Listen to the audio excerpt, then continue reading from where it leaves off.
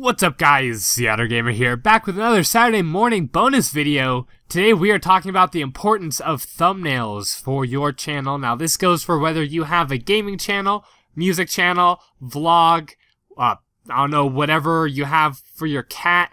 Doesn't matter what type of channel you have, the thumbnails on your videos are very, very important. So first off, we're going to talk about why and some good practices, and then later I'm going to make a thumbnail. So if you want to skip right to that, I will leave an annotation on the screen for you to click.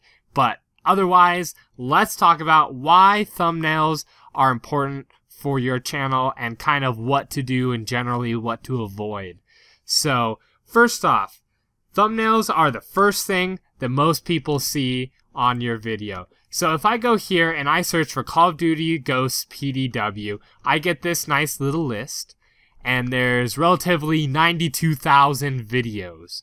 So you want your video to stand out in these videos, and if you look here kind of in the middle, a lot of these look fairly the same. This one just says Ghosts. So people are going to search for this, and they're going to scroll around, and they're going to pick whichever one their eye catches first. Now, I can tell this one here is Drifters because he usually does this kind of purple background with this white text here. We'll talk about that here in a second. But you see how these other ones here all have like yellow text on pictures of guns pointing off in the distance? They're all kind of similar.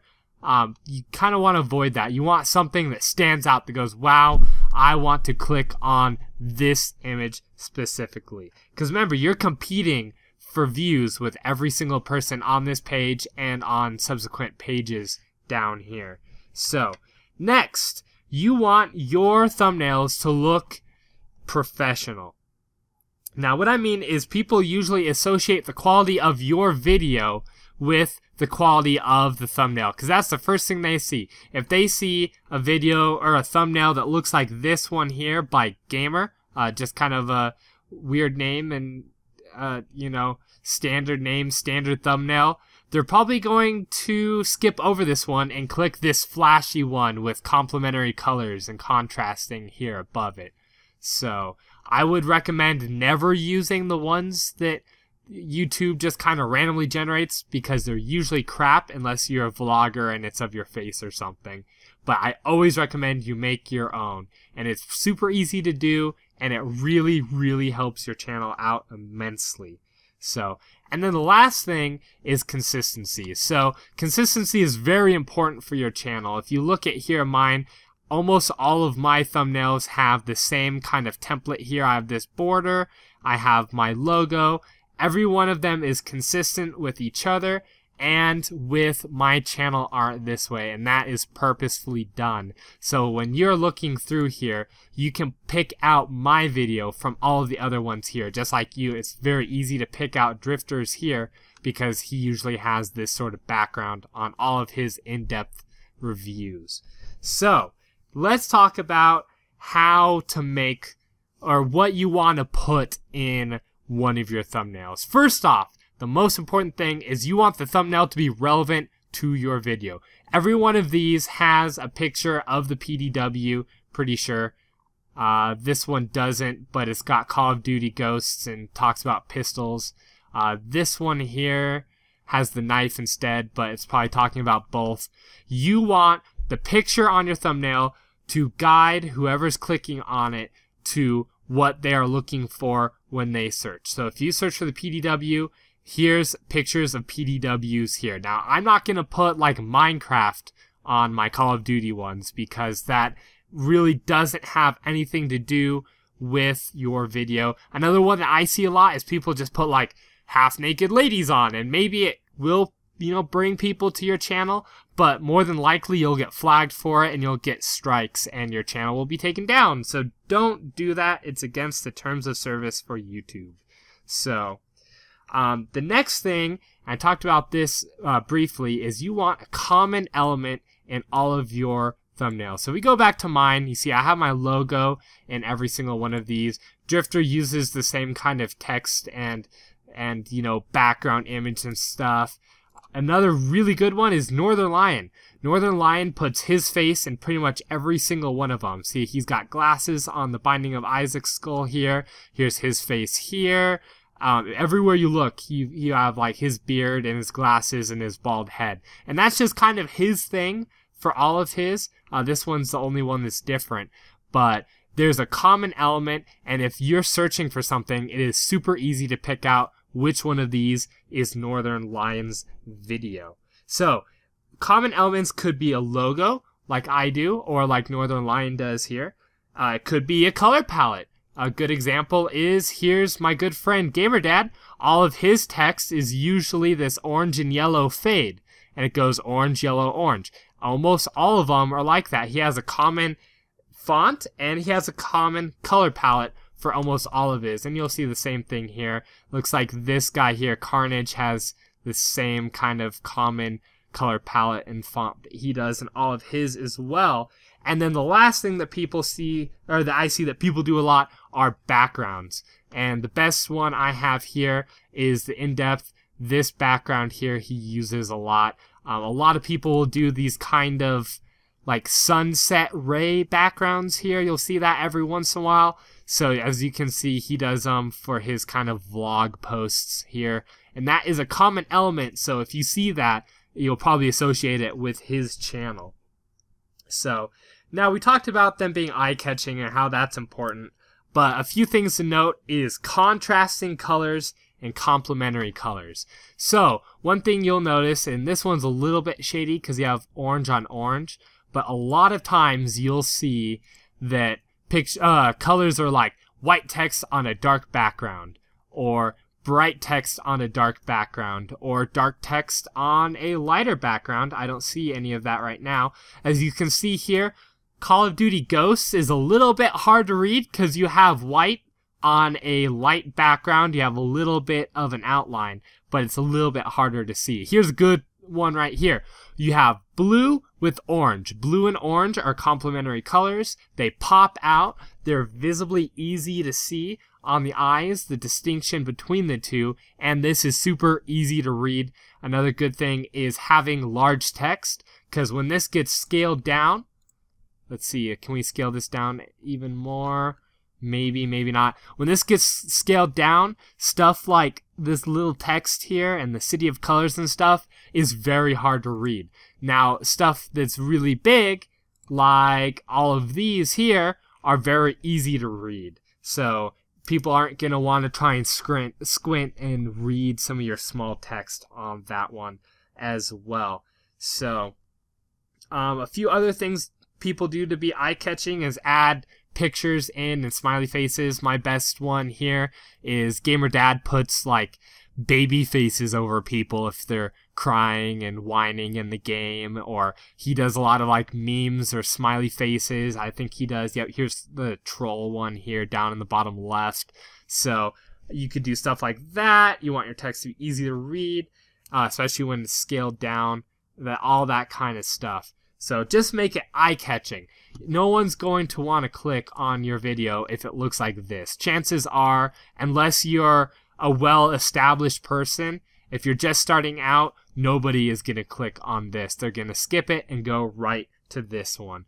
So with that, I want to show you guys how I make my thumbnails for these. So as you can see, we have our common element around most of these. This is an older video. I should probably update it. But what I do is I go onto Google Images and I search for, let's say, the game Paper Please. So I'll do Paper Please logo, and then it'll come up, and let's say I picked this one for mine. As you can see, it's 1920 by 1080 because you want all of your thumbnails to be 16 by 9. So another good one to search for is wallpapers. Wallpapers are generally 16 by 9, so I mean, like, here's this one here, or you could pick this one, or whatever you want to do. Another good thing that people do is they'll take a screenshot in-game and then add text and stuff over it. I see that a lot. That's very popular as well. So, but anyways, I picked this one. Where'd it go? I picked this one here. I picked a few other ones, and we're going to mesh them all into one awesome one. And for what I use GIMP 2.8, which is a free, not audio, not video, image, that one. It's a free image software, and you can find it at gimp.org. It works on Mac, it works on Linux, it works on Windows, so no matter what platform you have, this one will work. So let's boot that up, shall we? Here we go. Here's what it looks like. Now what I have done, and that I suggest you do if you want to do something like me, is I have made a template. So here's my template. I do all of mine in 1280 by 720. I suggest you either do 1920 by 1080, which is 1080p, or you do 1280 by 720. Both of them are 16 by 9. Both of them look great. You won't be able to really see a difference when it's scaled down all the way, because remember, it's going to look like this, or worse than that. Like that afterwards anyways. So, but pick one of those two, stick with it, and then what I do is I go to File, Open as Layers. Let me find these really quick. I have 3 of them. Papers, please. Papers, please. Papers, please. We'll open all 3 of those layers. Yeah, convert. So here we have all of our layers, and I'm going to hit Control L to bring up my layers. Here it is. You can also find it here, I believe, somewhere. View, I believe. View and then layers somewhere. It's somewhere there, I promise. Control L. So if you see here, here are all of my layers. I have 4 of them. And then there's 3 things I always keep up. One's my toolbox, one's my window, one's my layers. So how this works is the top layer is the one you see first, and then the second one. So if I move this one up, you would see it over the top of the other one. And so I'm going to put my template here so you can see it over everything else, and we are going to work just with, which one do we want first? Don't want that one yet. Just with this one right now. So right now I have this eagle guy here. It's a little bit bigger than what I want, so I'm going to go here to layers. I'm going to make sure it's selected first off. I'm going to go here to layers. I'm going to go to scale layer, and I'm going to do 1200 by 675. What that does is, I just know that because it's the size without my border. So I scaled it down. That looks pretty good. I'm going to move it up slightly. There we go. So now I really want this logo here that says Papers, Please. So I want to add that in because I want that text. There's a few different ways to do it. First off, I'm going to... No, let's do it the other way, actually. I'm going to take my selection tool. I'm going to select this here. And I'm just going to copy and paste it into a new layer. As you can see, that got rid of most of the stuff. I'm now going to right-click, go to Colors. Where is it? Color to Alpha. So what this does is it takes a color, like this black here, and it makes it transparent. So, could do it that way. It's also making some of this stuff transparent, which I don't think I want. But we'll go with it for now. Colors, color to alpha, and that red. Should get rid of that red at the top. Pretty much. Nice. I'm just gonna actually take my eraser tool and just get rid of it. There we go. So, I have this one. We'll put this on really quick. There. Now I have this logo. Now you don't want anything in this bottom right hand corner right here. And the reason why is the timestamp goes right over it. You can't read it. So I'm actually going to put it right here. Although I want it a little bit bigger. So select it on the layers. I'm going to delete that layer. Select it on the layers. Layer. Scale layer. I'm going to just increase it slightly. If this link here is clicked, then it'll scale the X and the Y by the same amount, which is really nice. So here we go. Where do we want this? Let's put it right here. Yeah, that looks pretty good. We get a little bit here with that, but that's not too bad. Alright, now there's one last image I have here. I'm going to bring it to the front. Here we go. Up one more. And I just want this glory to our Statska text here. So I'm going to just take my selection tool. I'm going to click and drag and select over it. Control copy, Control paste, which is Control V, and Control C. Sorry, I got that mixed up. Control C is copy, Control V is paste. If you don't know that, you probably shouldn't be on the internet right now. So here we have it. I'm going to move it up to the top here. It is a little bit large, so select the layer, tools. No, sorry, layer, scale layer, and we're going to make this 900 by 67. There we go. So that's looking pretty good here. Is that too much stuff on this image? I don't think so. I think it's fine. I'm just going to make sure that's gone. So we have the Papers, Please logo. Glory to our Statska, which is the country in this game. Left this image, this part right here, empty, so it doesn't have the timestamp on it. And we are going to take one last look. We're going to scale it down. That looks pretty good to me. Some people like it, some people won't, but that should outline a few different ways you can do stuff on here. Now, if you are doing a lot of games in a series, like my last Tinker series, you'll probably want to add some text, maybe like a number or something. So what you want to do is go down over here to the left to the text tool. You want to click and drag, and then you want to type in whatever you want. So I'm going to type in like number 1. So here's number 1, right? If you double click on the text tool, this pops up, and I want it to be larger. That's not large enough. Let's try 100. All right, that's okay. If you click here, you can scroll through your fonts and pick a font that you like. Usually I use this one, which I got off the internet. Aha, that looks pretty good. So, and then we're going to click off it here. All right, so here is the number. Let's say there looks like a pretty good place. So that is how you would add a number to your videos. Make sure it's on a higher one like this.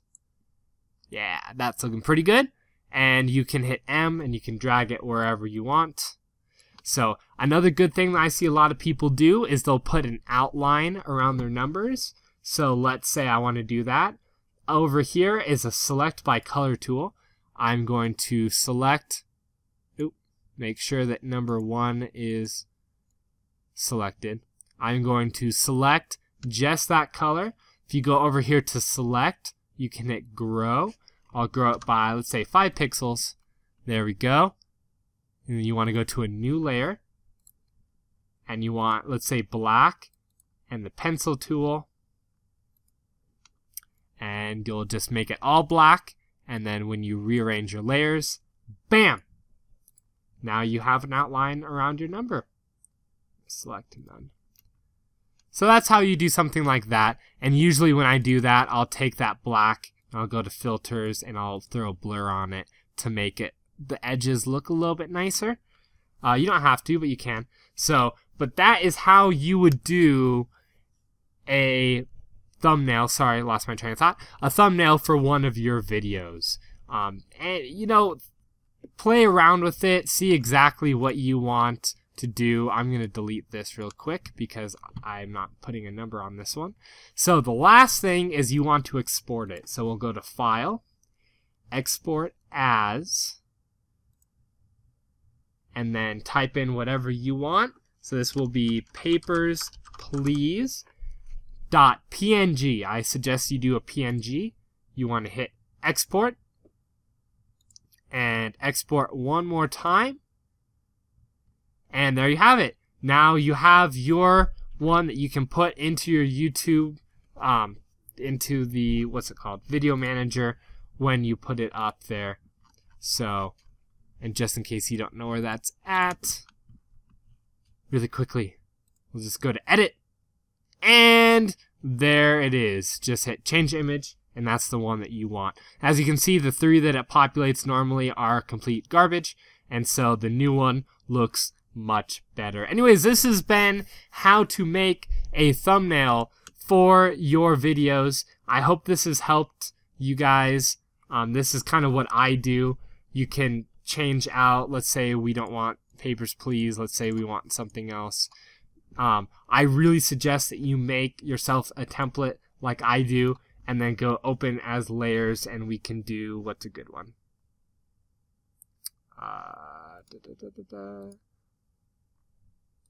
Where is... But you guys get the idea. All of these are already done.